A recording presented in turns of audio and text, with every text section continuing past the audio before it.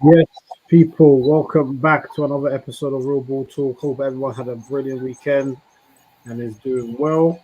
Jalil, what are you saying, my bro? What are you saying? Yeah, good man, good man. Just good to be here, ready to get into the action from the weekend, man. How are you? I'm blessed, man. I'm blessed. Thank you. I'm blessed. We're on. Big up our guy Lewis in the building. Big up our guy Lewis. Jalil knows Lewis Baller. Yeah, man. People, as Lewis says, smash the likes. Make sure that's the first thing you do as you join the stream.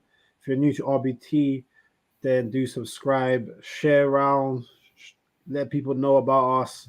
I think we're on like 325 subscribers, so very happy with that. But we can always get better and grow our community.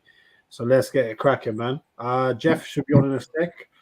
But yeah, man, let's start off obviously with a big game yesterday. Obviously, Jeff and I did a quick aftermath for the Man City Liverpool game. So we'll start with that before we go into Arsenal and Tottenham and the top four race. But yeah, man, Jalil, just to have your point of perspective from the game. I know you said game of the season. You felt like it was the game of the season. It ended 2-2. Like, just thoughts on the game and who do you think the result was better for? Good question. Yeah, that's the game of the season, man. That was really good to watch, man. I thought it was attack versus attack versus attack. There was goal after goal after goal. It was good, man. You got to big up the regulars there, man. Everyone turned up, man. Some people got caught out, but it was bound to happen. Do you know what I mean? Big up Jeff in the building. Big up Jeff. Yo. So these things were bound to happen. There was mistakes bound to happen when you got two such attacking teams like this. To be fair, so yeah, man, it was good to watch, man. I enjoyed it. To be fair, I really enjoyed it, man. I think my player of the game though is KDB, man. I think you see the best out of a world-class player in big games like this. To be fair, man.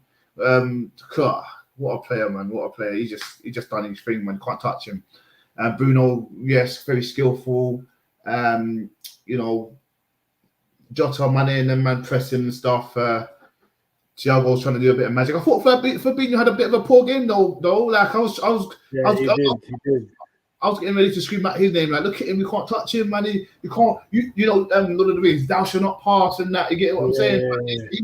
He wasn't active like that, man. Unfortunately, man, that was a bit of a shame to see. To be fair, the defense done their thing. I thought Kyle Walker handled Mane quite well. He's quite a lot to handle there. His recovery was quite good as well. Really good recovery from Kyle Walker.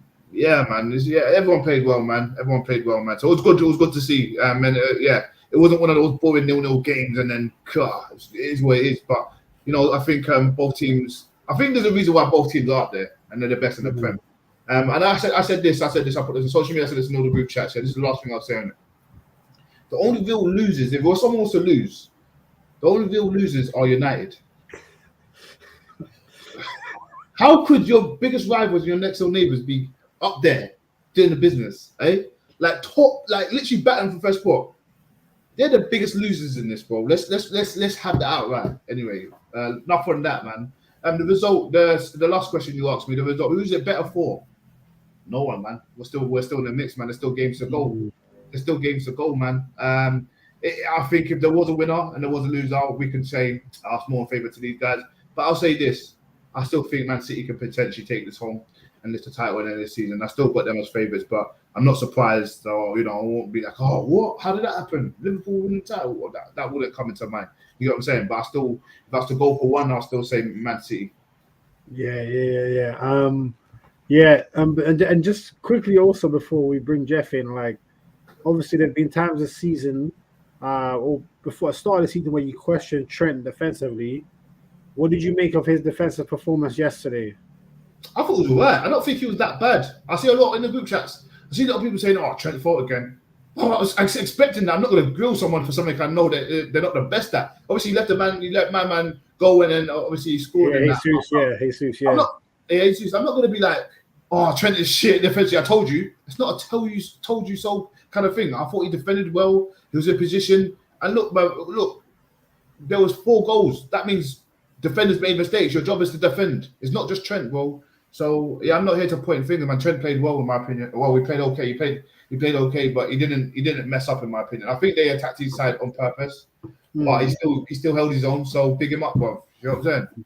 Yeah, I think that's fair. I think that's a fair analysis. To be fair, there were a lot of people getting onto Trent, um, but at the end of the day, the same way that Trent lost Jesus for the City goal, City second goal, is the same way that Walker lost Marnie for the second goal. There you go. And he played really well. It's the same thing, and Walker played well. Yeah, and he covered. His recovery was the best. Every time they all put that last ball over, Walker swept all of it up. Well, this is what I'm trying to say about this Trent thing. I'm not gonna sit here and point and say I've been saying at the beginning of the season Trent's been shit at defending. That's not it. Like, he's just not the best defender, and that's fair to say. Like, Walker ain't the best, I don't know, shooter. Like, do you know what I'm saying? Like, but I'm not gonna keep pulling that up. Do you know what I'm saying? So yeah, man, Trent, Walker played well, both played well. Both deserve to go to the World Cup if we're gonna go there. Do you know what I mean? But that's what Southgate and them cunts to sort out. I don't know.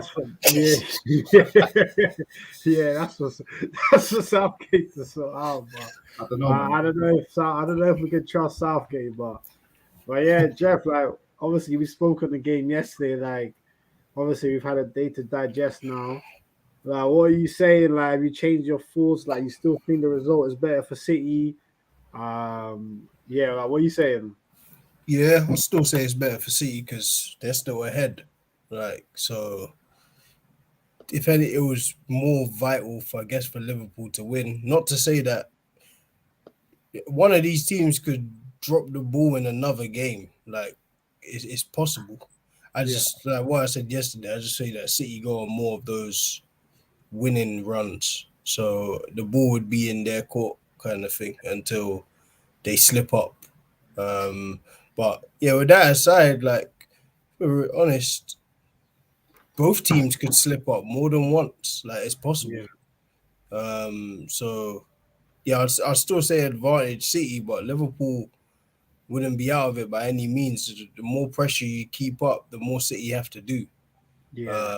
So it's literally that. If Liverpool keep winning, City have to keep winning. If you draw, you lose.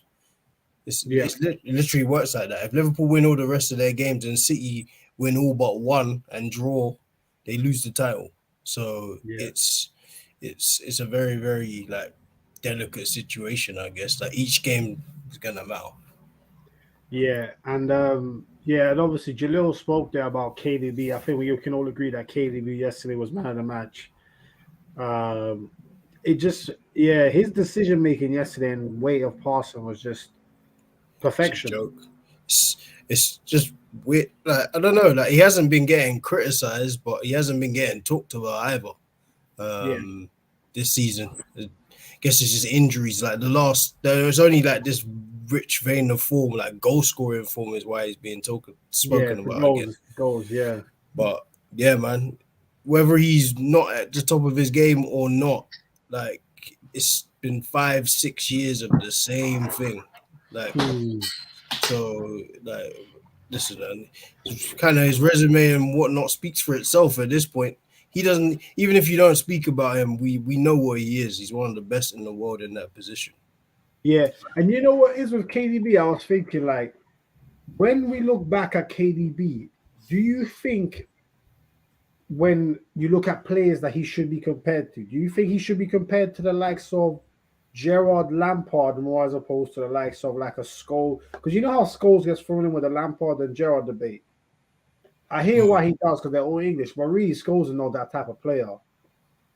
So yeah, even though Scholes had the numbers early on, his overall game is very different to Gerrard and Lampard's, in my opinion. I feel like KDB is more fair to compare him to Gerrard and Lampard. What do you man think about that? I guess I'd agree. Like, but Scholes' game, I guess, is a bit more technical. Like, it's not as dynamic as Gerrard and Lampard. Like, Gerrard and Lampard were more complete box to box. Yeah, box to box. Yeah. Like, Scholes, don't get me wrong, he wasn't not a box to box, but his game was more just technical. You get the ball into him, he's just gonna spray it, all day. So yeah, I'd say KDB, especially in the last few seasons, like, he's not been playing wide. He's kind of just been playing in that free, and he's been dynamic. Like, he's the one who kind of just gets up and about the pitch when he's playing. So I'd say that's probably the right comparison, if any. Yeah. And So if I was to form then, Jalil, KDB with Lampard and Gerrard, where would you have him with them two? How would you I'll, rank? I'll have KDB the highest.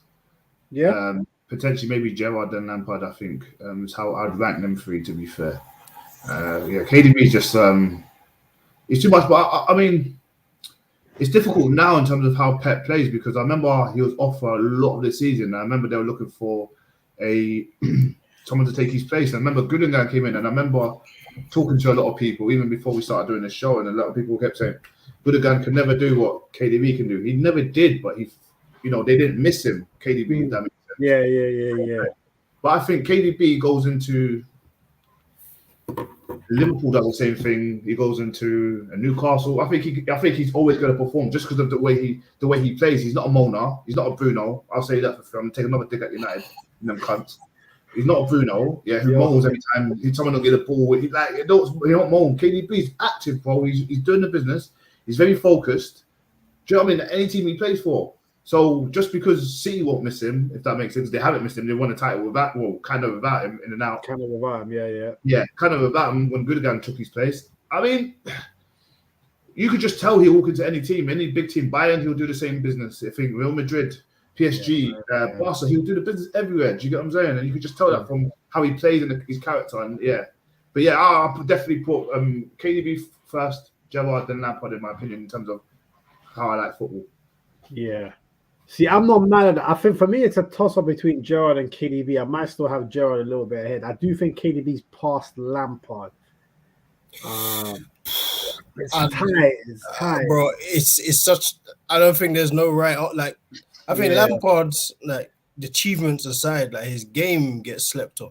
His game does get slept on. Yeah, Lampard was a baller still. He could pass. He was just as dynamic. He got around the pitch and. It was Chelsea's top goal scorer more than once. Like he really put the goals away. So I don't think there's any wrong answer. Like to be honest, like I don't know who I'd put. Like it might be. I might say Gerrard still. Yeah. But honestly, I don't know, man. They've all achieved a lot. Like even if KDB's been in a shorter amount of time, because he's in the great team at the moment. Gerrard is, I guess, in kind of way, it's just an underdog story, like kind of what he did with minimal support. And then Lampard is just like, you perform to the highest level with your team. Yeah. Yeah. So, Lampard's just missed it because it would have been great to see Gerrard playing a club side that was at the top level. To see how he would have done, because he never really had that opportunity, if we're being honest. That was his choice. Chose to shut down Chelsea, innit? Yeah, shut down Chelsea. Yeah, to be fair, there was one time he did hand in a transfer request to go Chelsea, and Liverpool said, nah, you ain't going. That's the only time. Yeah. But outside of that, Gerrard stayed loyal, so fair enough to him. But KDB's... go on. Yeah, so I'll say this as well, just a disclaimer for Chelsea fans, because they seem to be getting... They're upset with my mates anyway, Chelsea mates. And when we kind of do these rankings between, Skolja, Gerrard and stuff, and Lampard is always ranked the lowest for some reason. Yeah, Lampard is always ranked the lowest. It's true. I just want them to be aware of this, in regards to Lampard. If we compare Lampard to, your Scott Parkers and your Hargreaves and stuff, Lampard will be on top. But these are bad boys. Yeah. Like, it's not a disrespect that we rate Lampard less, because we will always put them high on certain man, if that makes sense. He is up there. Like, he's very consistent, and you caught not consistency. So, I just wanted to put that disclaimer out there. You know what? That's a great point that you made there, because we're not disrespecting Lampard, because at the end, one side, we're actually praising him by saying these are the man that he's worth being compared to. Yes. You know what I mean? Yeah, because we could say almost someone's list. Yeah, exactly. Because we could say or compare Lampard to a certain man's name. You have to see that as disrespect. Before saying it, the greats and stuff, you've got to see where we're coming from. I just want to put a disclaimer just in case they catch this video. 100%. I think that's a great disclaimer. 5 people in the building, smash the likes, subscribe to RBT. Big up Lewis saying KDB had a couple of sleepy seasons past couple of years. I guess showing how good City are, that they don't need him. I think that just shows the value of systems nowadays. That's what it is. Like, you know what I'm saying? Like, End of the day, Liverpool have gone on a mad run of form second half of the season, and their best forward hasn't really been at his best. That's the type of thing that couldn't really happen in the past. Like back in the day, if you're top man, if Henry was out for a big game, you're like, yeah, this game's a wrap, done and dusted. But nowadays, you can be like, well, I don't know. The system is so. It's an interesting one. Liverpool didn't have Mane and Salah for like 4 or 5 games, and they won all their games. So that says a lot. The system, bro, not the player. Exactly. Lewis saying KDB or David Silva. Just David Silva, just about. Yeah, that might be a preference. So that's all it comes down to, isn't it? Bro? These players are so close that I actually, I don't know, man. I don't know who you pick. Honestly. Yeah, the players are so close. Yeah, KDB. Geez, big up Rash in the building. Oh, is he not in? Oh, where'd he go? I'm adding him. You're adding him. That's why. That's why I was like, oh, this guy's like, oh, you lot blocking him. Yeah. You got blocked. What you saying? Yes, my people. What's going on? What's happening? What you saying, Rash? What you saying, bro? Alhamdulillah, bro. Just absorbing this blessed month of Ramadan. You know, shout out to all the Muslims out there observing Ramadan. I hope it's going well for you. Yeah. No, big up Rash, man. We were just chatting about the Man City Liverpool game. I don't know if you wanted to just add your piece before we move on to Arsenal. Man, that was just an elite game to watch, man. That was just entertaining. The way it was just up and down, the ebb and flow of the game, it was end to end. It was just brilliance upon brilliance. Like, you want to know what a football team's supposed to look like, watch that game. Yeah, and if you're a youngster, you want to know about movement. You want to know about playing the right balls. You want to know about hitting your chances when you get the chance. Okay, that is one of the best games to watch. I mean, it was literally watching the best 2 teams in the world. Yeah, and I enjoyed every single minute of it. So, and unless the guys have said anything different than that, then I just echo everything that they've said. Then. No, I think everyone agrees. I think right now with everything else that's going on in Europe, I think they are the 2 best teams in the world. I think Madrid. Yeah, Madrid have a little bit of a rebuild. Barca rebuilding. Bayern, I thought were almost there, but they're looking a bit shaky this year, to be honest. Man. I can't lie. They could have been slapped about 3-4-0 by Villarreal last week. So they're not at that same level as Man City and Liverpool right now. It's going to be very interesting to see who wins the title from here. 7 games to go, and like you said, a lot of things could also depend on who plays most of their game first. But a lot of the times we see the team that plays second choke. Because they've got it on their shoulders. Because they know now the onus is on them to win. So it's going to be very interesting now. But big up both Man City and Liverpool. Have you guys spoken about some of the decisions of that game by the referee? Yeah, like the potential red cards. The potential red cards, the yellow cards I missed, the way the referee was just letting it just flow like it was WrestleMania at times. It was just a bit wild at times, you know? WrestleMania. So I don't know how Chelsea didn't get a red. I can't lie. It's such an attacking game. You kind of have to let it flow, though, because you start one attack and then you could miss out on a lot. Do you know what I mean? And once you let someone else have get the blow, then you got to allow the other person. So it's hard, man. I get it, but for instance, that challenge where Thiago fouled De Bruyne and then he got the free kick. That was mad. And the thing is, if the foul had gone the other way, that's a red, that's a yellow and a red. That's a second yellow. That's why the ref gave it the other way. He said, "Nah, I don't want to." Yeah, let's not mess this up, because if he had gone it, and then obviously, if he had gone to, I don't even know, because VAR only get involved in red card things, don't they, as well? So yellows. Yeah, it was just mad. The referee missed a lot. He missed a few things. Well, Salah took a shot. It clearly, like the flight changed, and you said I didn't see it. Do you know what? Do you know it was so weird that I thought they were appealing for a handball at first, and the referee was saying no to that. But like, when I clocked that it was for the corner and he was saying, I was like, nah, you Even must. Sterling's offside was mad close. Bro, if it's offside, it's millimeters. You can't see that. I'm not even sure what part of his body was off. Like, bro, I want to know where the rule of advantage to the attacker has gone. No, Because I mean, in that it was like a literal cross of defender leaning in a defensive position, attacker leaning in attacking position. But the body parts he was all on side. I think they really need to readdress about the body part issue. I mean, who scores with this anyway? Like, don't do that. Score. Do you know what I mean? You can't. So, do you know what I mean? So just do it from the waist down if that's the case. Do you know what I mean? Like, yeah.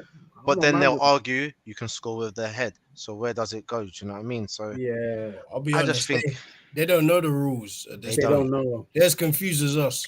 Yeah. Like one ref might look at it and be like, "No, that's a goal," and one ref might be like, it's not a goal." Like no one's singing off the same hymn sheet. They're just doing what they're doing at this point. I think they must. I think they need to get the lines a bit thicker. At the moment, they're probably dealing with 1 millimeter lines in order to determine who's offside and who's not. Make it 2 millimeters, and then in that case, it won't be offside anymore. Will it? They shouldn't show us. But you know, they got that from rugby. But rugby is I was watching rugby maybe 2003, 4, and it was there like instantaneous as well. That's what I'm saying. Like this is time, bro. This is just a bad project. Ever since this has been introduced, it's been bad. Yeah. No, it's bad still. But you know what? That's actually kind of a good segue to move on to the Arsenal game, because there was an offside decision in that one as well. That one made no took sense. About 5 minutes. I still don't know where they got the line from. I still don't know either. I think they just said YOLO, fuck it, offside. How did they clock who headed the ball? I watched that over and over again. How did they manage to determine whose head that came off in order to say it was on or off? How did they do that? I mean, bro, I don't know. I'm confused. I think you said earlier there's some conspiracy against Arsenal or something. Yep. Bro, I don't know. That one is so mad. Yeah, I was just like, because I see the picture like the next day. I was like, I looked at it, then I watched the game. I was like, how can you tell? Like, if you can't tell, then surely stand. I don't know, man. They didn't have all the camera angles they needed, and they made the decision off the cuff. And then it's just the nature of the beast. And then obviously, but like, I think irrespective of that, Arsenal were embarrassed themselves. Unfortunately, no way they should be losing at home to Brighton the way they did. Almost pulled it back to 2-2 at the end. When the game was kind of summed up when they took that corner in the 95th minute and tried to play it short and ended up getting caught offside. I mean, if that doesn't sum up the game, then I don't know what does. But Jalil, obviously a few weeks ago, you were the man of the moment. 3 to 5 years, you were looking like a prophet. Now a couple of people. I don't think people messaging me now, asking me questions, saying, "Where's Jalil at?" I'm local, but I wouldn't say prophet, because remember, have I ever once told you guys that the plan was to get top 4 this season? Yes or no? To be fair, you have not. You have been. This is what I'm trying to tell you. I ain't got nowhere. I'm still local. Do you know what I'm saying? I said 3 to 5 years. The plan to start challenging. We've still got what? I said at the beginning of this season. I think. What did I say?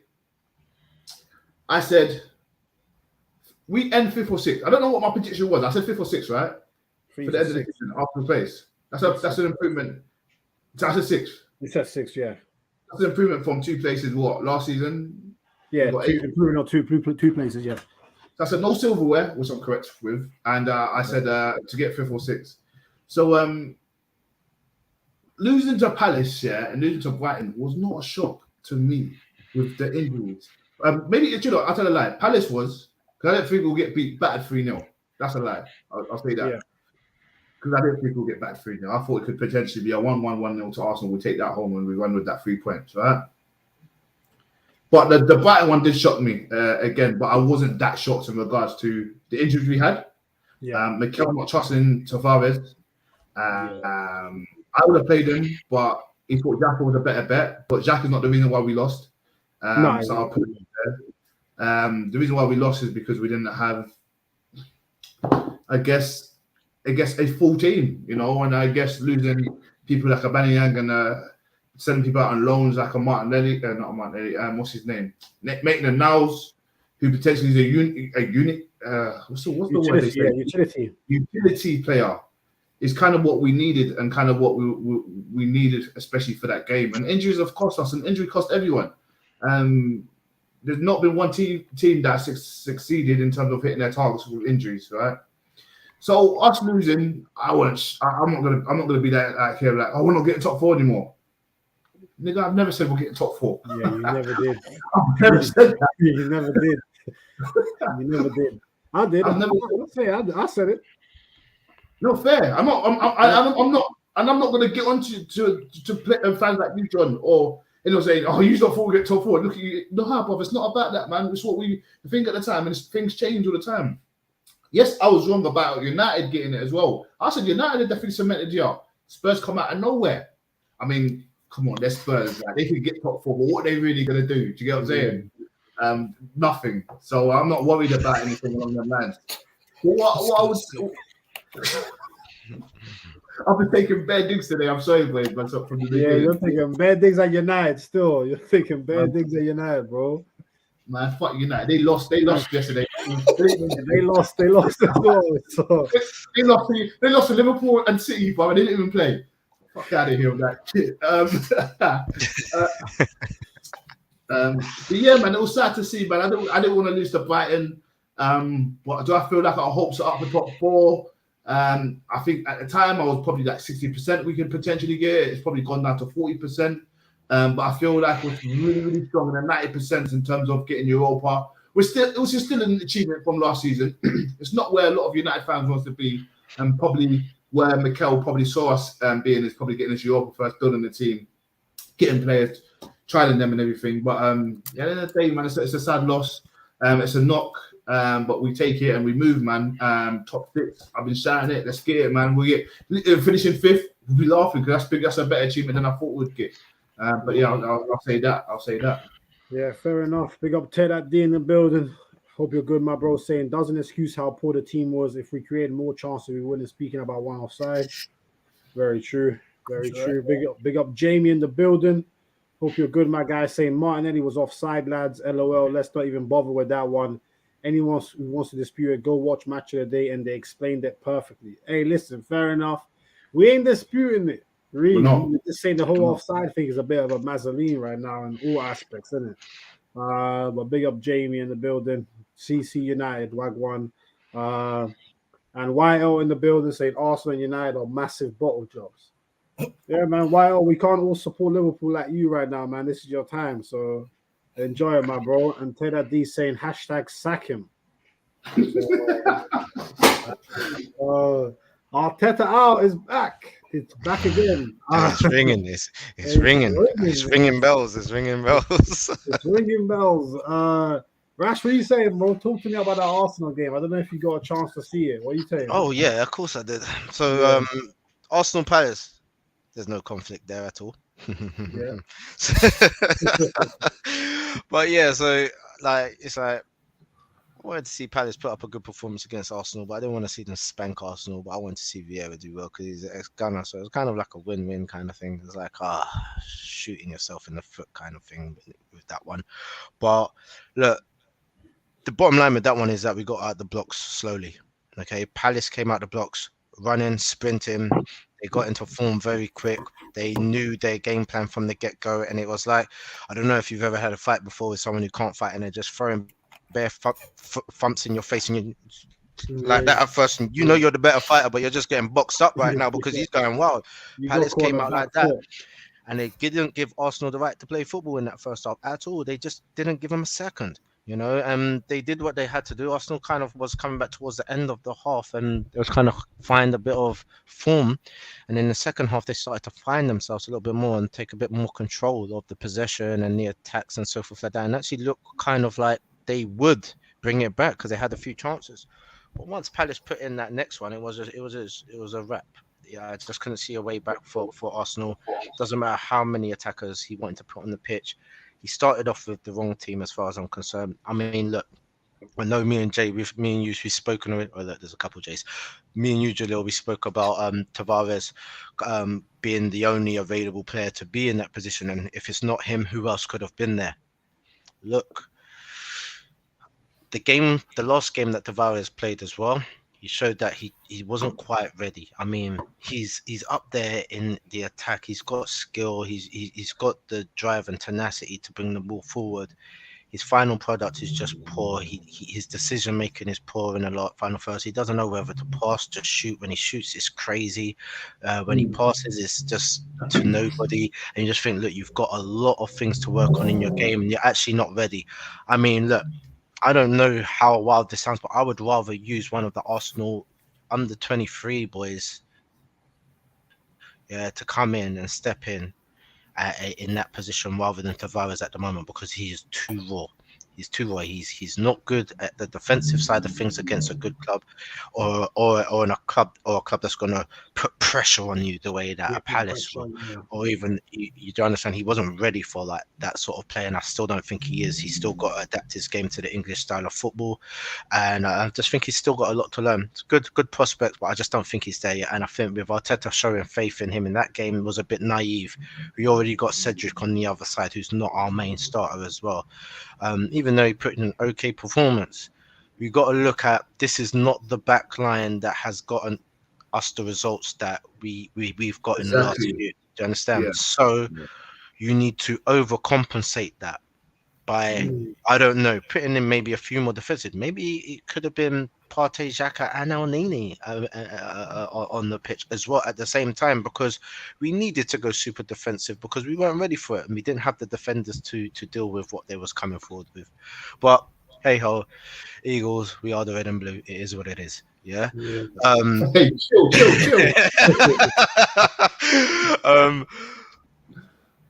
The other down Brighton now, there's no excuses. Look, it's the Eagles rivals. We didn't want them to win against Arsenal. We don't want them to beat us. Arsenal, do you know what I'm trying to say? We've got a little reputation against them in the last few years as well, where they're kind of beef. It's beef, okay, when we play Brighton.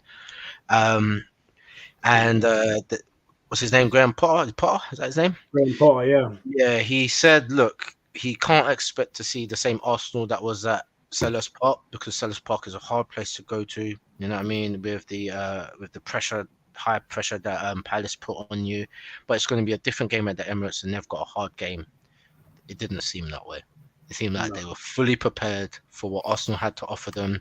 It's like they knew that the last time Arsenal lost to a team that they shouldn't, such as like Everton, we didn't win the next one. We lost the next one as well before we got to the next win.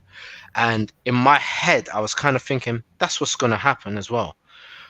But I put in our predicted things that it's going to be a draw. I just went for the safe thing. I said, yeah, it's going to be a draw. But in my head, I thought we was going to lose. I'm not even going to lie.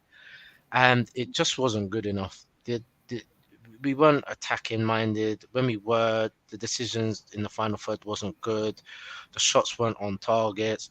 I'm expecting to see a lot more from some players now. Do you know what I mean? I expected a lot more in that game. Martinelli did a lot, and he was trying to do a lot. And I think he was the most expressive Arsenal player and active player, on Arsenal's team. I thought Odegaard was missing sometimes in the game as well, which he hasn't been for a long time in the last few weeks anyway. Saka, he was getting kicked down a lot and he wasn't having a good time with his shooting, his ball, his passing. It just was off. It was off. Lacazette, I mean, Yeah. We just need more. We just need a lot more. Smith Rowe, it's like he's tired and he hasn't even been playing. Yeah. I just don't, you know, the one there, like it just was Yeah. a tired performance, and it was too little, too late. Arsenal looked like they wasn't ready to fight for the game in the 90th minute. Like what? I must say, I think we're gonna miss Eddie. Eddie is actually a, Eddie's actually showing what we liked about him before. Why we wanted to see him start in the Arsenal squad a couple seasons ago. Um, when he comes on, the game changes. The energy levels go up. He brings a lot of chances. I mean, even that last chance that he had with the header, that was an amazing try. Do you know what I mean? Attempt. It was good effort. Yeah, but yeah, Arsenal. I'm hoping it isn't a look. We're gonna lose the remaining games, or we're only gonna pick up about 6 points out of the last remaining games, because that would be a bit disappointing from what we could finish at. But let's see what happens. See what happens. Yeah. Yeah, no, well said. We still got 7 people in the building. Smash your likes, everyone. Subscribe to RBT. Yeah, man, Jeff. I think one of the names that Rash mentioned, which I know was getting spoken about when I was at football yesterday, was Lacazette. 1 goal in his last 17 Premier League games, and that was a penalty. YL saying, I told you, man, you should have signed Lord Divock Origi, and you laughed at me. Talk to me about lack of threat. Yeah, I'm seeing bare names throwing around. Origi, you know. KD saying, big up KD saying, you man cannot allow Spurs to get top 4. Hey, it might be too late. We don't need that sort of pressure, KD. And Jamie saying, "Right, I thought we were desperate. Rash is really talking up Eddie and Ketia. He's too, bro. I beg, don't let Laka bring you down like this, lads." Wow. Hey, look, I'm not saying I want him to stay. I'm just saying, look, he's showing he's showing that he's okay. He's been one of our, when he's come on, the energy levels and chances created gone up. I'm not going too far by saying I want him to stay. Yeah, Laka Fred is a hell of a name, but yeah, Jeff, man, talk to me about Lacazette, bro. Like, obviously, everyone's talking about his hold-up play and everything. Now people are saying he's a defensive box-to-box number 9. What? Who said that? Roles. Like, I even saw one for Odegaard as well. Someone said today that Odegaard's a play naked number 10 box-to-box defender or something. Because apparently where do you see this stuff? Apparently Odegaard, it's all on Twitter, bro. Apparently it's in his Odegaard's group chat, man. It's in his group chat. It is in my group chat from Twitter. Apparently Odegaard's created 5 chances the whole season. So now he's getting roasted because of that. Okay. Obviously, we've watched the game. We know what Odegaard does. Yeah. Well, yeah. Talk to me about Lacazette, bro. What are we gonna do about Lacazette, man? Well, to be honest, there ain't much you can do. Like, the decision was made, innit? Like, January, or the Oba decision was kind of made. I guess Arteta had his non-negotiables, which you got to respect at the end of the day. So he was gone. But out of the two, like, we always knew Aubameyang, to me, was always a better striker. Like, he's the one who's going to put the ball in the back of the net, regardless of how you feel about it. But Lacazette complements that because he's got other attributes, which Aubameyang probably doesn't have. Well, not probably, he doesn't have. So whilst there's going to be the good side, there's going to be the other side. And that's how I look at it. So games like Watford, where Lacazette's like hold up playing like one touch and like instinctive little touches look good, and other players can profit off of it. When the going gets tough, we ideally don't want our number 9 by Xhaka or by Odegaard, because when the ball does go wide, then it makes the crosses look worse. So when someone like Martinelli gets to the byline and sends in a cross, you're nowhere to be seen because you're on the edge of the box. So at the times where it works, it looks good, but this just highlights how badly we need a number 9, and we're going to need a number 9. So even when to me, I've probably made my decision on him a little while ago. I don't think we should offer him another contract personally. I still think he's a good player. I'll never say that he's not a good player, but I just think if we're gonna buy a number 9, let's buy a number 9, and just let him go. Because what you do is he's still one of our bigger players. So if he stays and you offer him a big contract to stay for a year, then it's just a little bit of uncertainty for a year. The other striker might decide, you know what do I do? So I think it's just better if he does leave at the end of the season, personally. But yeah, man, in these last few games, we're gonna have to dig deep. Yeah. In these last 7 games, we're really gonna see how far our mentality has come. Like, we've had down parts of the season already. So, like, I think I even mentioned it yesterday. I said, like, the season's not finished in terms of top 4, because the same way Spurs a month or 2 ago, when they didn't have Kulusevski, Kane wasn't firing, and it was just Son, everyone was saying Spurs were done. Yeah. So the season's not finished. There's 21 points left on the board. Yeah. So, listen, at this point, I think Arsenal's best hope is that when the North London derby takes place, which is 3 games to go, that we're tied on points or a couple behind. If we can take that, then it becomes a all or nothing game. I'll take that scenario right now, because obviously we got Chelsea away before that, West Ham away before that, so it depends. West Ham, do they go further in Europa League? Because I think the league top 4 might be done for them after their loss yesterday to Brentford. So that could be in our favor too. So it all depends who has what to play for. I can't rule out anybody at this point. Like, it's just that I said it. Well, I think we've been saying that top 4 is one of those things you can win or you can get with 11-10 losses. So I'm still not counting out United. I'm not counting out West Ham. I'm not counting out nobody. No, you're not counting out United. Nope. Nah, you gotta count out United, bro. They just lost to Everton, bro. You can't. I know, but you can't. But so did we. Games. Have you seen the state of the teams competing for top 4? Like, think about this. When Arsenal were winning, it was, Arteta's great. Odegaard's this. Martinelli. Wow, this is the real deal now. We've lost 2 games, so that's in 7 days. 7 days. When we were doing this show before, it was just like, this is a big game. We need to win. Energy was way different. Now, way different. When you're in the social media, social warriors, when they get hold of, when you have, what do you call it, the ability to type whatever. Now all of a sudden it's this guy's dead, this guy's dead, this guy's dead. So in 2 games, actually, I got a question for people who are now saying Arteta out when they were happy like 3-4 games ago. If we now recover it and get top 4, is it still Arteta out? Don't even address these people, because they're not even worth talking to. The fickle bunch. It's just an open-ended question to whoever needs to hear it, because it doesn't make sense. Like the flip-flopping of things. I know football changes, but Jesus Christ, man.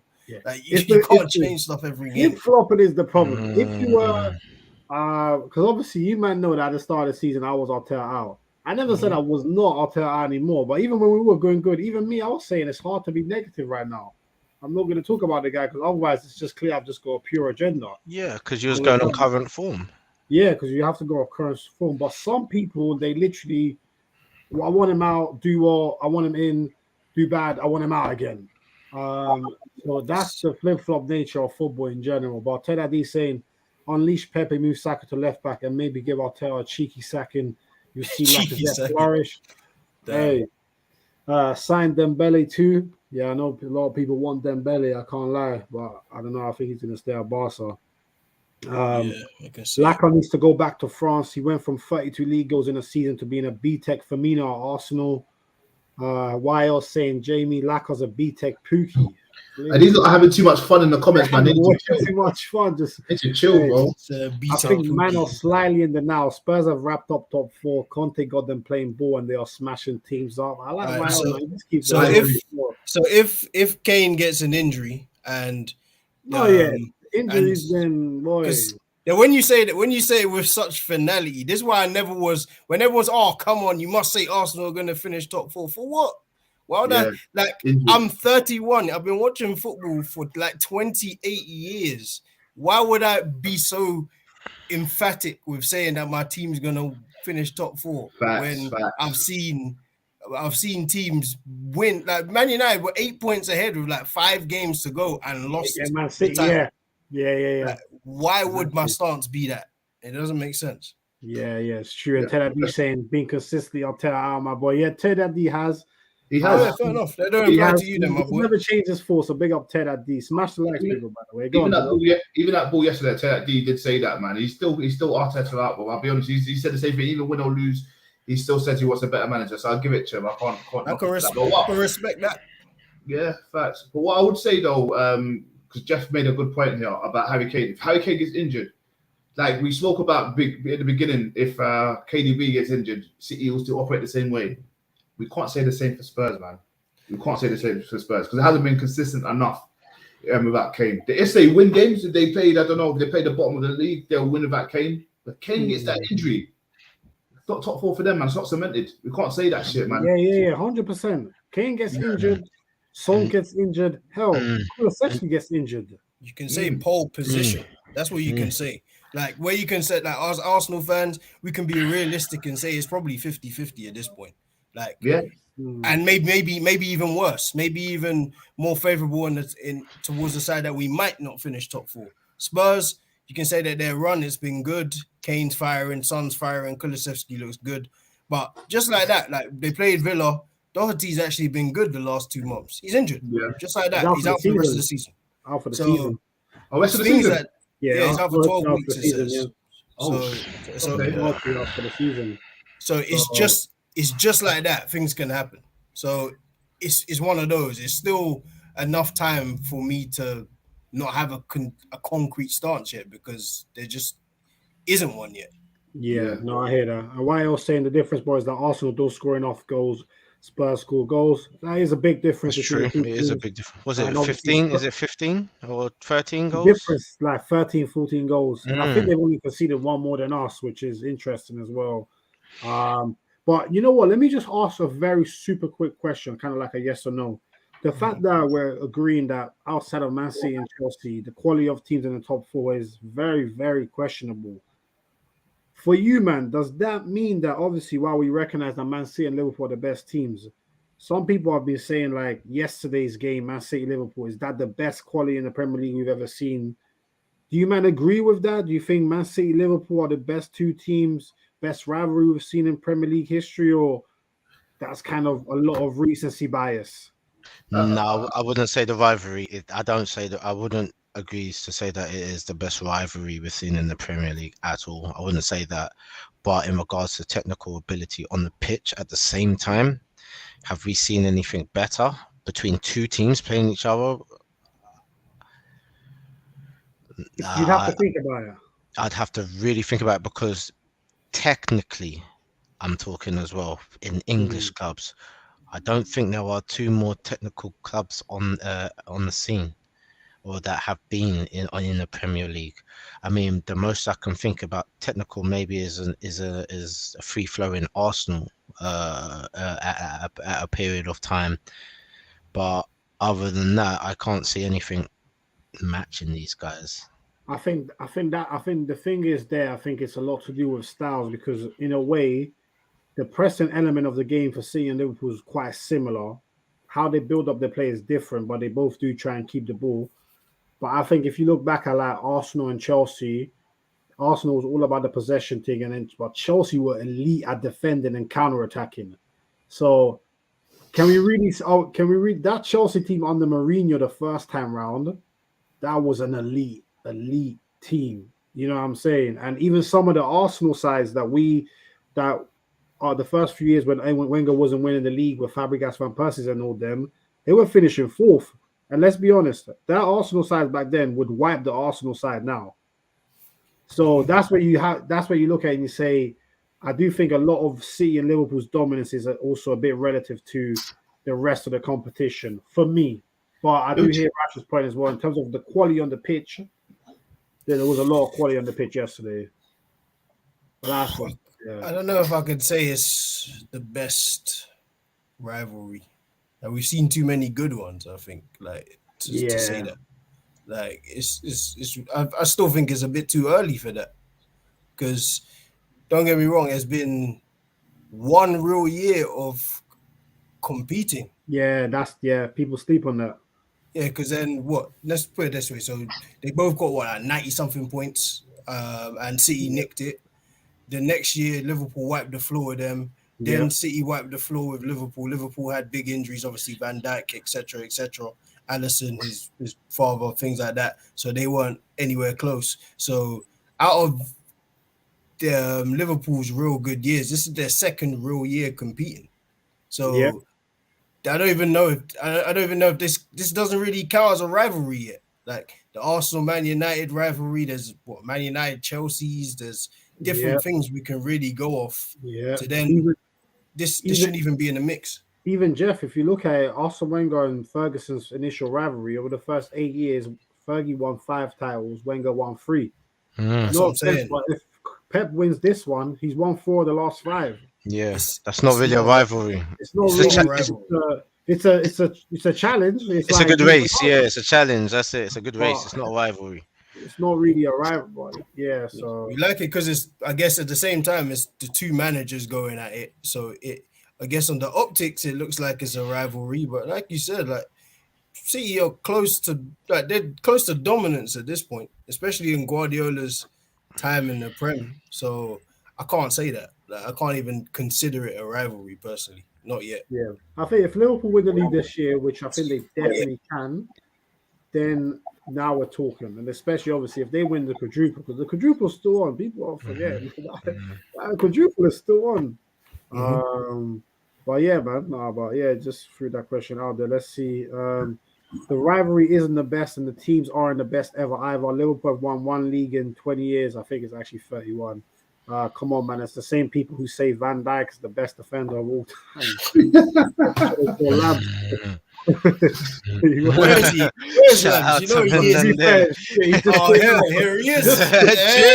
is. Oh, wow. This is mad. He's got radars. He's got everything. I think he's got like 4 YouTube accounts at this point. I love it, bro. How do you do it? Liverpool got 97 points and still never won the league. 97 points is more points than most title winning teams. 100%.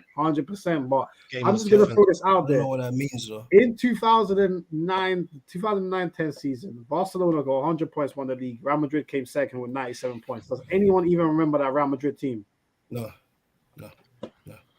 Like I hear your point. I hear you. That we won't forget. But I hear your point, but I don't hear your point. Like so because you got 97 points. What comes after that? He's just saying that look how much they had to do and they still finished second when hardly anyone's even like the Arsenal Invincibles had 90 points.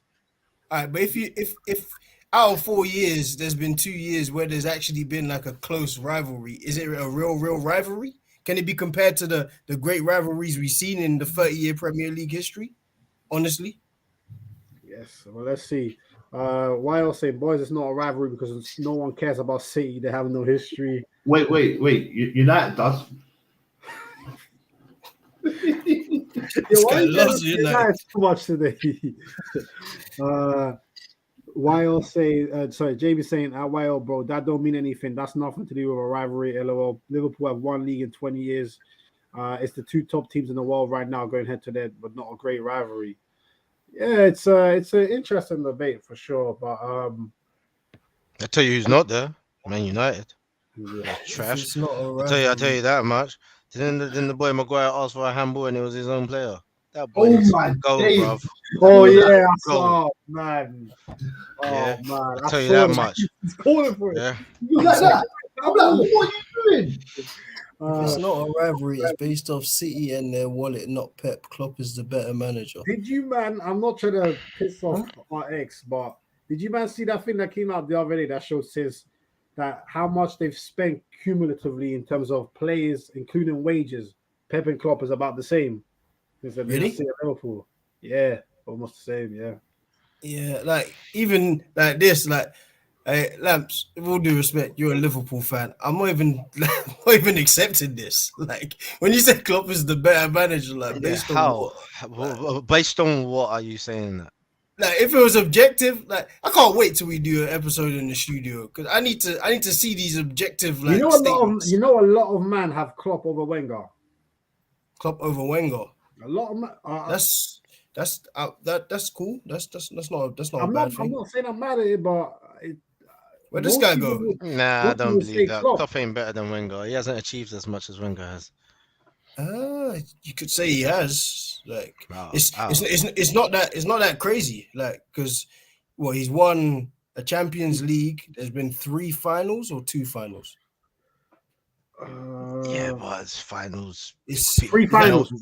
3 finals. Like, I guess the league, like, you can make an argument for it. I'm not upset at that, if I'm honest. Like, it's not like you're saying Neil Warnock is better than Arsene Wenger. You're telling me you gotta go to the extreme, innit?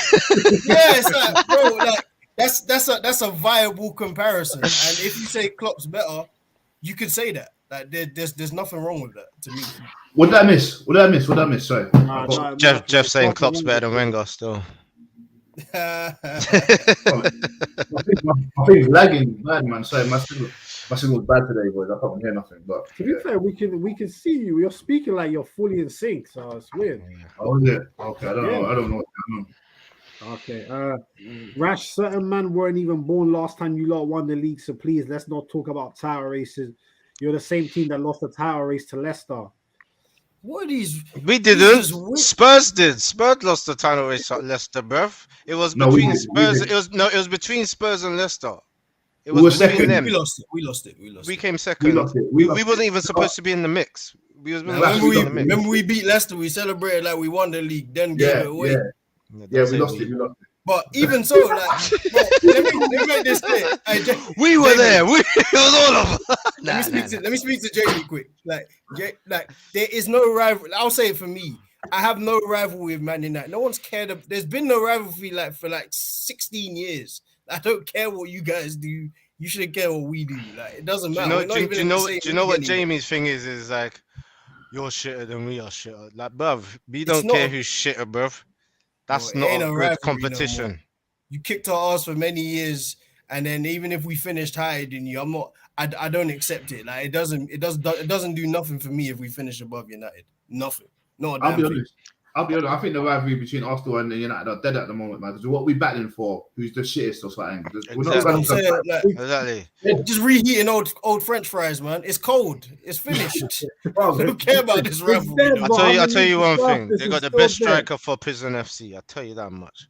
Boy, chill. Oh my god! Okay. That's a low blow. That's a low blow. That's a low blow. But yeah, on that note, smash the likes, people. Wait, is Labs coming in? Now pick up your phone. So I have to make this point live. Nah, this can't run, Joe. That start is a lie, man. Hey, I didn't make the start. I'm sure you found it. That's how I know you're angry. I'll stay on longer.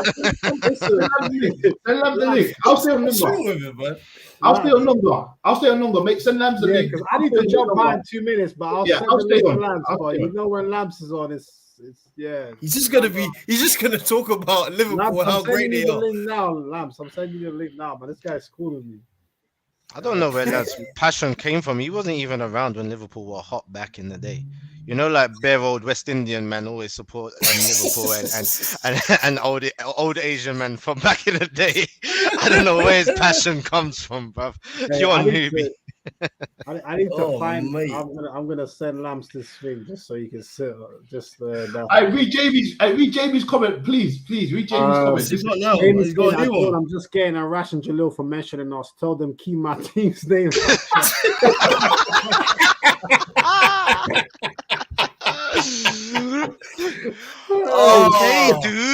Okay, dude. Oh man, that's okay. Hey, Jamie wants to throw out the violence. Yo, it was a Red Devils are trash joke.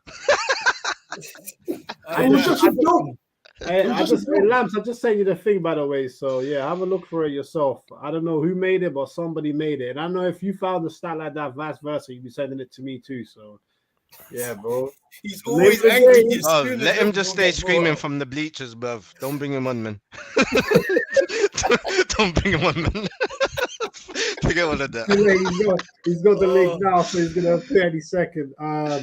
But yeah, man. I don't know if we want to spend a few minutes just bigging up Spurs. Rash, want to kick off? Yeah, why not? I mean, Kane almost missed half the season, decided he didn't want to play for half the season, and still got 12 goals. Well done. Shout out Kane. Big up Son for second top goal scorer in the Premier League. But you know what? Like, I've been saying that the birds have been shitting on us in the last week. You get me? Last 7 days, a couple birds have shit on Arsenal. Do you know what I'm trying to say? As long as we don't make them cocks shit on us as well, I think we're okay. Yeah. I mean, that's probably as good of Spurs praise as we can get from Rash, to be honest. Yeah. I mean, no, but you know what? Do you know what? Someone highlighted Conte's got them playing ball. And I didn't think he was, because even he was like, I don't think I can. So well done. I remember that interview. Do you remember? So well done, Conte, because you done what no one could see you doing. Even you couldn't see yourself doing. So yeah, Conte. Yeah. Conte is just a new age Mourinho, man. He's good. He's good at this. But also, you know what? Actually, obviously, we have to big up Spurs. But someone was saying Gerrard's reign at Villa. It's a bit up and down. A lot of people saying he's a bit of an aura merchant. Like he tries to get his win off his aura alone. Like he walked aura. No, who's saying? Who's making this? Oh, do you hear? I've never heard that phrase in my life. This is bro. That's what I'm saying. Merchant. Listen, I will say one thing. That last game that Villa played, where they lost, they got smoked. Yeah, but that first half was amazing from Villa. That was a banging first half. Like their attack was sick. Their defense was sick. Do you know what I mean? Like Coutinho looked like he was on steroids, bro. He's on acid. He was everywhere. He was doing the bits, bro. I don't know, man. I think he's done all right. The problem is that, and it's a conversation that we're always going to have, is his impact better than Vieira's? I don't know. Why are we having that conversation? You know why. But I just think that it is a bit overzealous. It is a bit overzealous. It's a joke. Is it not frozen or not? This is a joke. Can you hear me? Yeah. We can hear you. Can you see me? Yeah. We can see you. This is a joke. John. You see that stat? It wasn't me. I didn't make it. No. John, come on. It's just common sense. How can you even read that stat and think it sounds normal? Let's actually look at the truth, because what you just read is embarrassing. All right, so let's judge it from net spend, right? Liverpool's net spend is 115 million. Yeah, 115 million. That's Liverpool's net spend, right? Pep's net spend is 563 million. So I'm just asking you, where did you find this article? Where? Who wrote this article? Please, where did it come from? Where did this article come from? How can City and Liverpool have a similar expenditure? This doesn't make any sense. How is that possible? Labs, I didn't make the article, bro. I just sent it to you. Right. You didn't even send me an article. This guy sent me a picture. You sent me a picture. Look, this is what you sent me. A picture.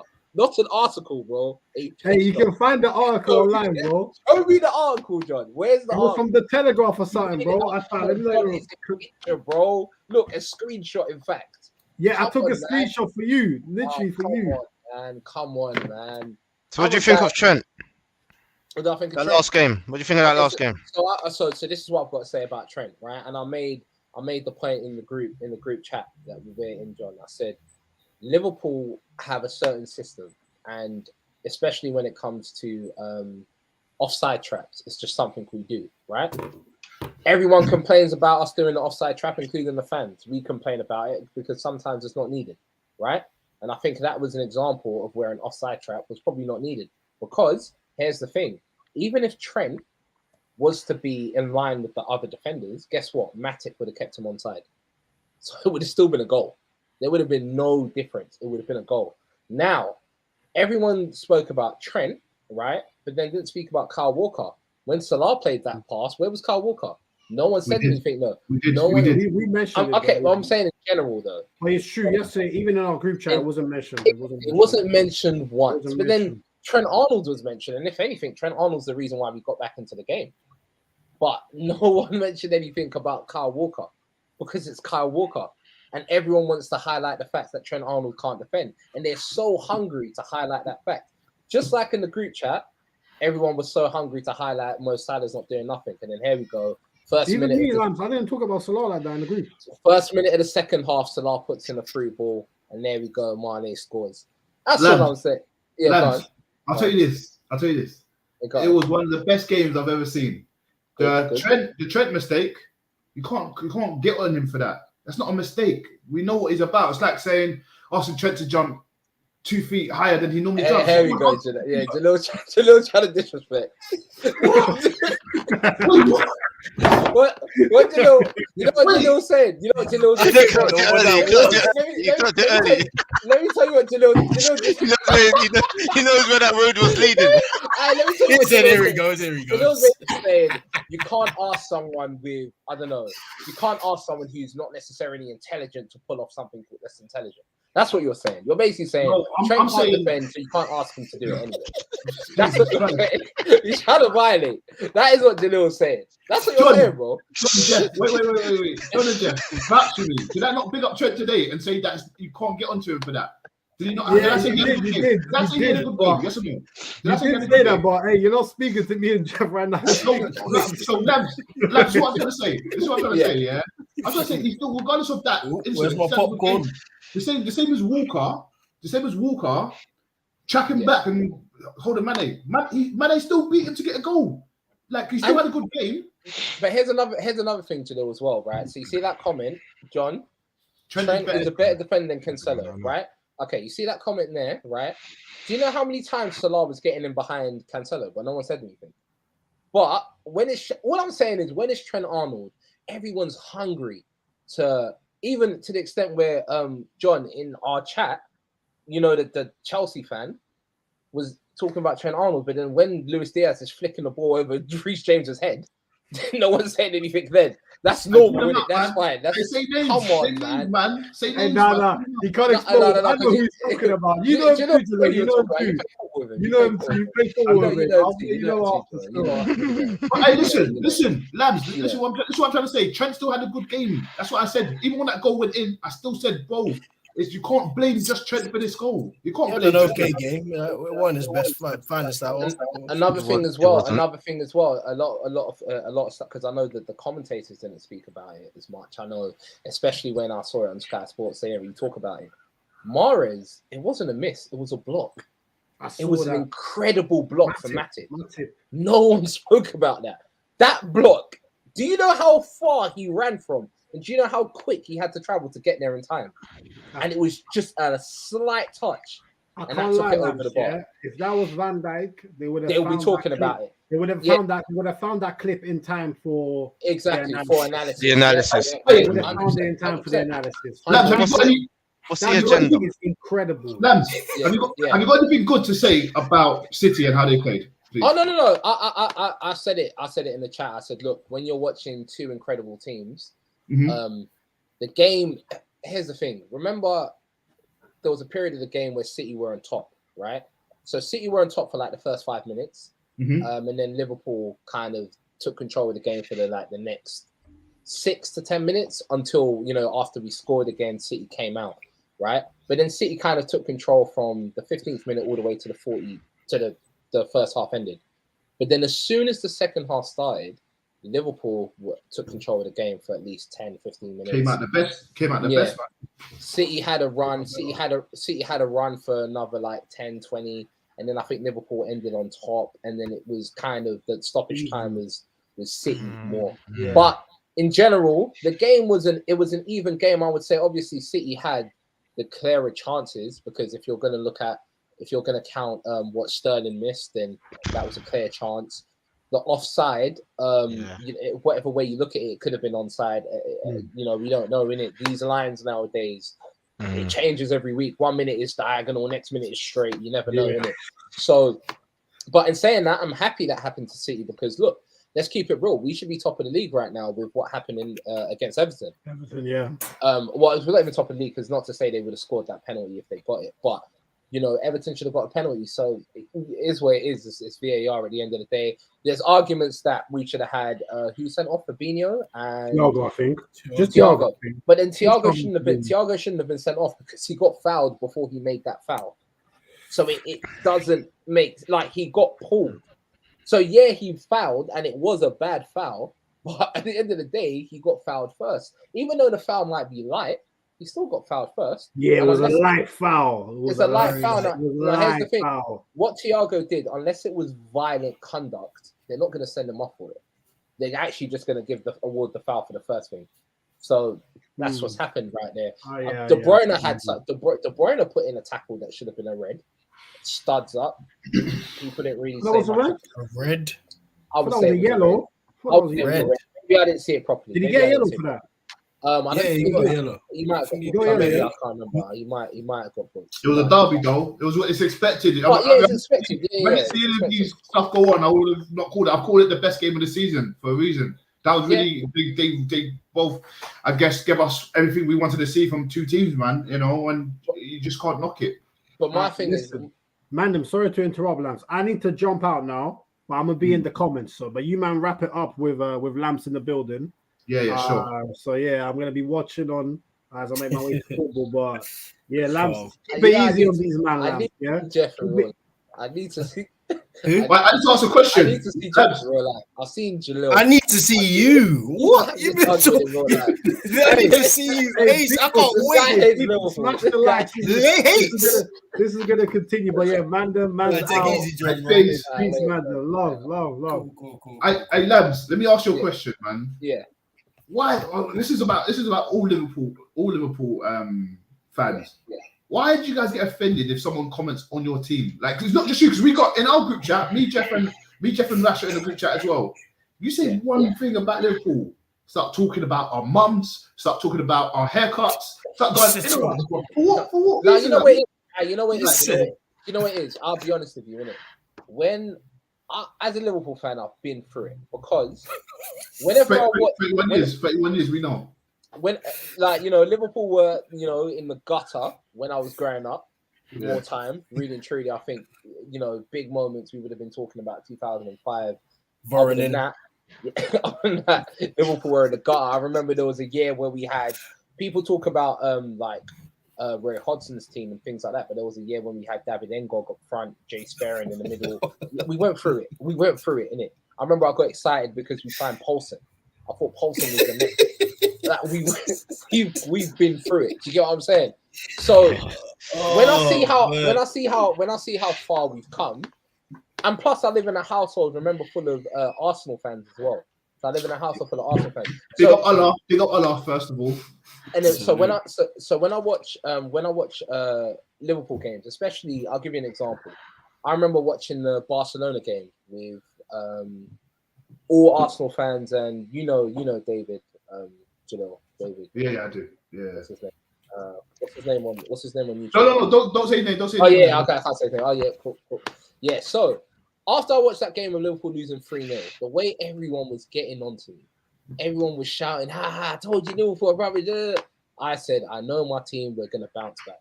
What did we do? We bounced back and we won. Then, when I'm celebrating, saying, how come you guys aren't talking now? Then it's, Liverpool fans talk all the time, etc., etc. Liverpool fans are too loud. Nah. I just know our team goes through it because everyone in the league hates Liverpool for some reason. Because you lot are the worst. You lot have the worst fans. You're obnoxious. How can we have shut the hell up, man? You're the worst. You was crap for years and you still ran your mouth, yeah?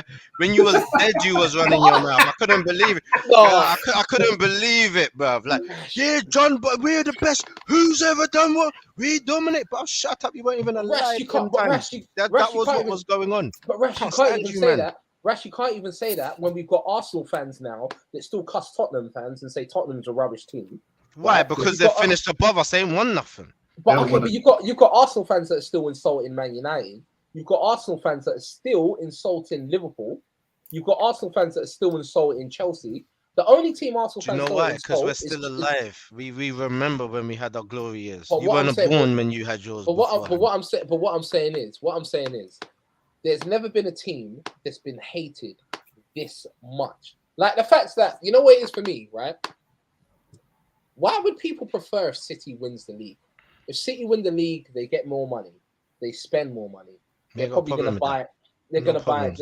So you don't mind City just winning the league? Bruv. No, see, that's the problem with football. Lambs, we don't hate Liverpool, though. Lambs, we don't hate Liverpool, though. We hate United more than anybody, bro. Arsenal fans, they'll tell you that for free. I don't think. But I would prefer, as a Liverpool fan, it sounds crazy, but I would prefer if United won the league. Because you know why I'm saying that? You know why I'm saying that? You know what I'm saying? That's why we don't like you lot, man. That's why we don't like you lot. No, but you know why I'm saying that? I think some normality has to be restored to football. I do think it is a bit strange that the richest club can just win everything and just keep winning everything. I don't want Chelsea, bro. I don't want Chelsea dominated for a long time. I'll give you an example. It's kind of like when Golden State Warriors got when they got Kevin Durant, right? And I think when Golden State Warriors got Kevin Durant, every single basketball fan wanted Golden State Warriors to lose, regardless of rivals. They wanted Golden State Warriors to lose because they said, look, this is not actually good for basketball. Because if this continues, they're going to win every year. I'm not too familiar with basketball, but it was also the nature of why Durant left, right? Because he left Westbrook. No, not really. That was more OKC. Like the OKC fans would. That was what my friends would tell me. Yeah, but the OKC fans will kind of be annoyed at that. And I think the nature of it as well was Durant was getting to the playoffs, and he's left to go to a team that he would be playing in the playoffs against. But also because they went and made a super team. And I think a few years back, right, they stopped that from happening with like Chris Paul. People are complaining because they went for so. Exactly, yeah. He's gone to a record-breaking team, basically. He's gone to like the best team, right? So this is the same with City. City are going to sign Haaland. When is this going to stop? When is this going to stop? We're going to be watching City dominate the league for years. Can you blame them? This happened. It started in 2003. It's got nothing to do with them. They just another team is going to try it. I can't blame them. But would you have a Chelsea win then? Of course. They started it. But I would still rather Chelsea win because Chelsea didn't have a run that lasted. I don't know. Chelsea weren't like. I don't know. Even when you watch Chelsea win the league back in the day, it never felt. Chelsea are the most successful English club in the last 20 years. What are you on about? No, but what I'm saying, and that all came from money. No, but what I'm saying is, when you watch Chelsea, it didn't feel as if Chelsea couldn't lose.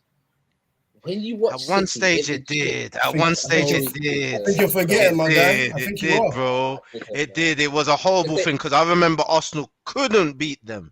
United wouldn't beat them. Like there was a time when Chelsea was so dominant, they'll lose the odd game and it would be a weird one. Like, well, how did they lose that? But you know what? But in saying that, Rash, right?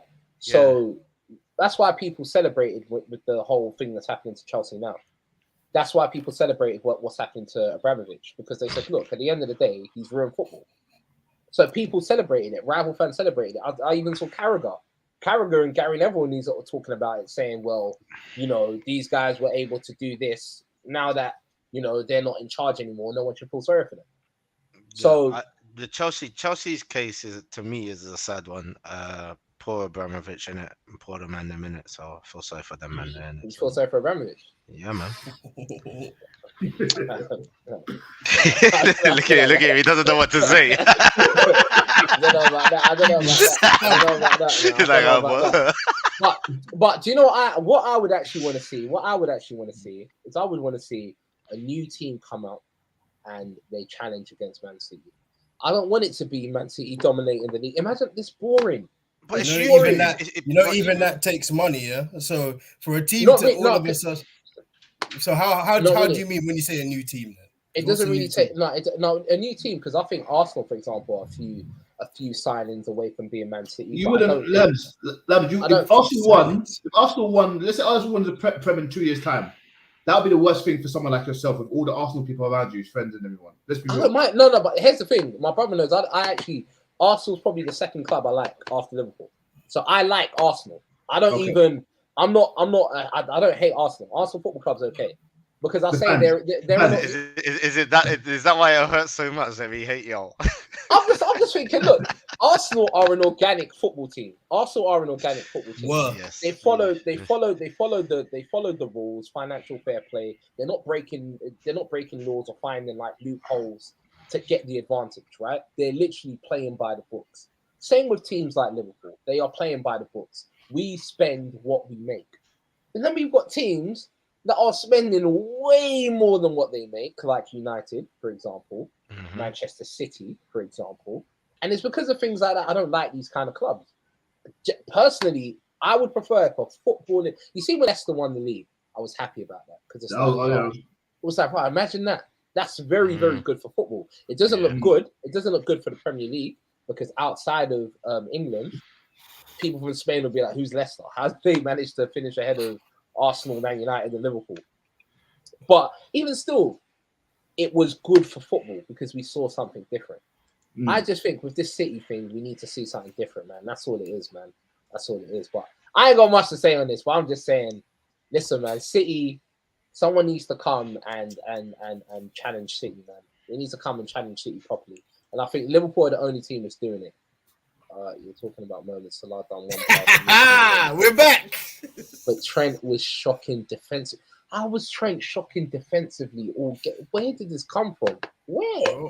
All right, let's just do this, yeah. Because when you come to the studio, bring Jamie as well, please. We can arrange. Yeah, all of you, please come. You're all welcome, please. But yeah, let me say this, yeah, about Trent. Like he definitely wasn't good first half. He was pretty poor first half. Attacking wise, we know what we're gonna get from him. Like the first goal, not many people are gonna pull back the ball the way he did. Like it's just not gonna happen. But the second half, he improved defensively. Quick one, Jeff. Jeff. You know he was worse than Trent. Cancelo was defensively. No, not even Cancelo, because I think Cancelo had a good game. Attacking wise. Me and like I know I like the way Jalil judges defenders and fullbacks, but I judge fullbacks a bit differently. I judge fullbacks more attacking rather than defending. But then obviously it's a bit backwards because they're defenders. Whereas Jalil might focus more on defending and then attacking. I'll focus more on attacking. However, do you know he was actually worse than Trent Arnold? But no one spoke about it because it's easier to cuss Trent Arnold. Robertson was shocking. Robertson was horrendous. Fabinho was horrendous. Oh no, Fabinho has been ripped. But let's just say this. So bad. Let's just say you might be right to say that, all right, because people might not like Trent defensively, which is why he probably gets highlighted. But we can't ignore the fact that he didn't have his best game. Like he didn't. No, he didn't. He wasn't good. Like he second half, he definitely picked up defensively. He looked a bit better, but then you guys as a team kind of picked up a little bit. And I think City got a bit tired. I think City started a bit too quick. Personally, I think it was always going to happen, man. Like it's two geniuses against each other. Like City came rushing out the blocks, and then you can't keep that pace up against a team like Liverpool. They're going to get back in the game, and that's what happened. And then it was ebbs and flows, like Rash mentioned earlier. Like City, of course, at home are going to be the more dominant force on the ball. Yeah, that's just how it goes. But you guys are going to have spells in the game, and that's kind of what happened. So, like, what Jamie's saying is right. He didn't have a good game, but it doesn't negate that Trent is still the best right back in the world. Like, it's maybe can be argued with Hakimi, maybe. But to me, he's probably the best. I maybe felt a bit different a month or two ago, but I'd probably give it to Trent. And that's basically it. I think that's fair. Of course you do, bro. I think that's fair. Listen, I think that's fair. you got two of the best fullbacks. Like those are your playmakers. Like your goals mostly come from them. Like when Thiago is fit, Thiago was listen, man, on the ball. That guy's something different. That's a work of art. When he's another quick thing, because I know obviously you are probably gonna have to wrap up, but I think Jota might be the reason why we didn't win that game. Hey, I was hinting at this yesterday. I just don't want to sound like I think Jota's. I'm not gonna lie to you. I know Liverpool fans like him, but he scored. Yeah, he scored, but it's like anyone would score. To be fair though, he scuffed it. Like I don't know how Edison did. Yeah, Edison would probably be disappointed in your Edison. Yeah. And if we're really being honest, there was about 3 or 4 times in that second half where if Jota makes the right decision, the right pass, it's likely to be a goal. Like, and he was in front of goal as well. Yeah, and there's a lot of the times like it goes unnoticed. It goes unnoticed because he scores and he's good at that. But his general play, if he's going to keep his, I was saying this yesterday when me and John jumped on, like his general play has to improve because. All right, you might have beaten Firmino. So Firmino is probably behind Jota and Diaz and Mane, whoever decides to play that false number 9 role. But your general play isn't good enough for you to be trusted in the biggest of games. Like you can come off the bench and you can score. But in terms of like his general play against Man City, it left a lot to be desired. There's a lot of things he could have done better. Horrible. I just think if he didn't play, if we played Firmino, we would have been in a better position. You would have probably seen, because I've noticed as well, when Jota plays, Salah doesn't get as many chances. Because Jota is exactly like Salah, but Salah's just got better general play. Jota's more shoot first. Jota's a shoot first type of striker, whereas Salah, he is a shoot first, but at the same time, he can play a good pass like he did with the goal with Mane. He has got better dribbling than Jota. Like Jota's dribbling is not. It used to be better at Wolves. I don't know what's happening. I feel the same way. I don't know what's going on. I don't know what's going on with him. But people will like him because he scores goals. But personally, I just don't think it's enough, man. I don't think it's enough. I would say, it's kind of like where people or people would say Aubameyang is a top striker, but they wouldn't put him in those top conversations because they'll say his general play wasn't good enough. We'd also have to accept it. Like Jota, like, don't get me wrong, 15 goals is an achievement. It's good. It's very good. But at the same time, this guy's biased. Or what? Who's he talking about? The lamps. Who am I biased against? I just said Jota. Jota's not good. Is this a new comment? Or was this a few minutes ago? This is just now. Oh, just what? No, you need to get me and Jamie need to be on one of these episodes. You need to get. We need to do this. We need this in the studio. Yeah, I need to show just Liverpool versus United, Russ versus Lambs, Jamie versus Lambs, and that's it. That would be carnage. I want to host that show as well because you two are gonna go back and forth. So you want to be a mediator, yeah? But it can't be Liverpool versus United because there's no contest on it. That's also a fair point. Not right now. It's not really, last 10 years. Last 10 years. United have been. United won. Wait, how long have United won the drought? It's been 9 years. Or will be 9 years this season. It's been 9 years, right? You've won a Champions League and a Premier League. Yeah, so it'll be us. Last 10 years. It'll be us. Exactly. It'll be us. But, yeah, man. I we need to do this in the studio. I can't wait. Yeah, I can't wait. I can't wait. We gotta wait until after Ramadan when Rash finish. Of course. Yeah. And then we'll all be there, get shit cracking, make it a routine. Do you get what I'm saying? Yeah, these combos will be way better in person. I'm looking forward to it. But yeah, guys, I just had to come and defend. I just had to come and defend my guys. Yeah, no, of course. You're always welcome. Well, come on, man. You know, hey, listen, every time we speak about Liverpool, I know you watch our shows. Where's Lambs? All the time, bro. No, you know what it is? I try every week to listen to your show. Like every week. This is the only football show I listen to religiously. So every week that's a compliment. Thank you. Hey, every week I try to come on. Advertise yourself though, because I know you do a bit of stuff in the studio, just in case anyone wants to use your stuff and get your stuff out there. Shout it out before we close up. TYS Lab is the recording studio.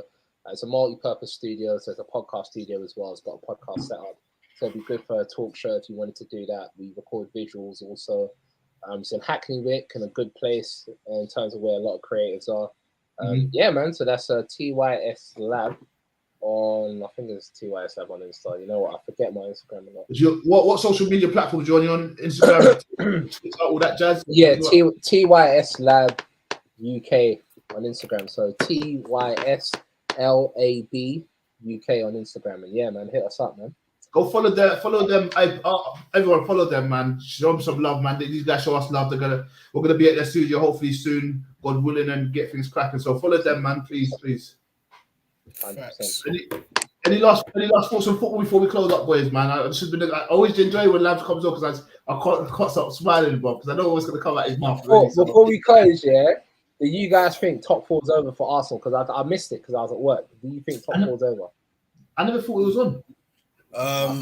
I won't say that. I would say at a point you have to consider it that it was on, but all in all, it's not over yet because top four is already proven is very inconsistent. I'm not even ruling out United yet. That's how bad it is. I'll say rule out United, but I think Arsenal gonna get top four. I think Arsenal get top four. I think Liverpool's gonna do a job for you. They're gonna beat Tottenham, so that's fine. I think you could count that as 3 points, and I think Tottenham are going to drop points. This is Tottenham. I think we all will, man. Like that's the thing. Like it's that top four race. It's a mess. Let's just be clear. What would be good to this? Wait, who's Tottenham got left? I need to check that actually. But yeah, no, I think Arsenal get top four. They've got easier running by a lot of fans are saying the same stuff. I feel like Spurs have got easier running than Arsenal, but Arsenal's got some winnable games. And I'll be honest with you, I think a lot of people saw Palace and Brighton potentially being a winnable game, but we didn't win either of them. So football's football, man. This shit happens. We say that, but then Tottenham play counter attack football, right? So when Tottenham are playing against a team that's not necessarily gonna take the game to them, it's games like that they can actually drop points. So it'll be interesting to see, man. I just think it's not over, innit? I don't think Arsenal fans should say they weren't in. Like you, of course, you were in the running. Like you're still in the running now. It's only 3 points. So minor, it's one game. Let's wrap up by answering this question, man. Big up Leon. Do you guys think Chelsea's Champions League campaign is over, or do you think we'll come back? What do you guys think? I think everyone knows my opinion on Real Madrid, didn't they? I do think Real Madrid are a bit of a shaky team, but at the same time, they've got the know-how, and know-how is very important in football. It's football heritage. I think Real Madrid, they're going to make it. They're going to go through. I think even if Chelsea get like a goal and make it a tight game, it's over, man. It's over. Chelsea don't. It's not like. No, I'm not even saying this to be biased. If it was Liverpool, I would say the game would still be on. But that's because Champions League, we've got that football heritage where we're going to come back or we're going to do something exciting. Chelsea, nah, man. You know what? Like you said, Rafa and Real Madrid are a very, very shaky team, man. They're just like, don't get me, like the last 2 halves of football makes it seem like they've been really, really good. But I just don't think that's the full story. So I think Chelsea can actually go there and do what Real Madrid did to them, because we're being honest. Yeah, Chelsea made a lot of errors and they got punished for it. Like you will get punished because there's world-class players on that team. But if Chelsea go out and play, especially how they just played against Southampton, let's just say, and they carry it over there, who's to say what can happen? Yeah, I want them to. What do you think, Joel? I think that was a good question. Do you think? I feel like anything's possible, especially the second leg. I know it's away from home, right? It'll be in Real Madrid. Oh, what was it? Yeah, they've lost there before, so anything can happen. It's football, man. All you need is everyone to turn up and then do the business. I think Conte was a bit shy last game. If he turns up, I think what's his name? Kovacic. He's got to start. Like, do you start Lukaku? He's actually not going to play. He's ruled out. He's injured. Oh right, okay. But I wouldn't. I wouldn't start him. I probably would start him actually. It'll be Havertz. It'll be. I'm pretty sure Havertz will start. And they put like Werner on the left, so maybe. Werner could play. It's possible. Werner was good against them. I mean, I reckon they'll be. He would stretch them. Like he's fast. and he's as much as he's not the most easy on the eye, he's creative somehow. I don't understand how, but he is. So yeah, who knows, man? We'll see anyway. Yeah. We'll see. But yeah, thank you guys for tuning in. We'll be back on Wednesday, hopefully, for a debate show. We don't know what we're discussing at the moment, but we'll keep you up to date on all social media platforms. Please check us out there. And yeah, thank you for tuning in today. Smash that like button before you go. Share this with people. And then, yeah, man, we'll keep it moving. Yeah, big up Lance, big up Jeff in the building. Peace. Peace.